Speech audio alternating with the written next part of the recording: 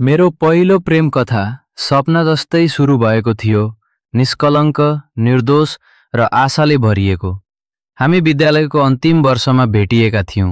उसँग त्यो किसिमको मुस्कान थियो जसले मेरो सबै दुःख बिर्साइदिन्थ्यो। उसको हाँसो आज पनि मेरो कानमा गुन्जिरहन्छ। सुरुमा हामी साथी थियौं, तर समयसँगै त्यो सम्बन्ध माया बन्यो। हामी घण्टौं कुरा गर्थ्यौं, हाम्रा सपना, डर र साना साना खुसीका कुराहरू। उसँग बिताएका हरेक पल जादु जस्तै लाग्थ्यो, मानौ संसार हाम्रो लागि रोकिएको हो। हामी किताब साट्थ्यौं, संगीत सुन्थ्यौं र त्यस्ता जोक गर्थ्यौं जसलाई अरूले बुझ्दैनथे। पहिलो पटक उसले मेरो हात समातेको क्षण आज पनि मेरो हृदयमा गहिरो छाप बनाइरहेको छ। हामी दुवैको मुटुको धड्कन एउटै लयमा थियो र हामीलाई लाग्थ्यो यो माया सधैँ रहनेछ। साँझ तारा हेर्दै घर फर्किँदा म साँच्चै भाग्यमानी छु जस्तो लाग्थ्यो। उसको मायाले मलाई पूर्ण बनाएको थियो।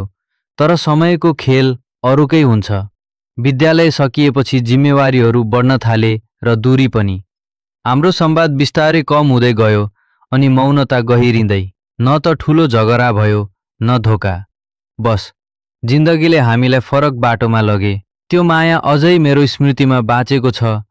पहिलो प्रेम जसले मलाई माया के हो भन्ने सिकायो। बिछोड हुँदा पीडा थियो, तर कृतज्ञता छ उसले मेरो जीवनमा आएर माया के हो भनेर चिन्न सिकाउनु भएकोमा।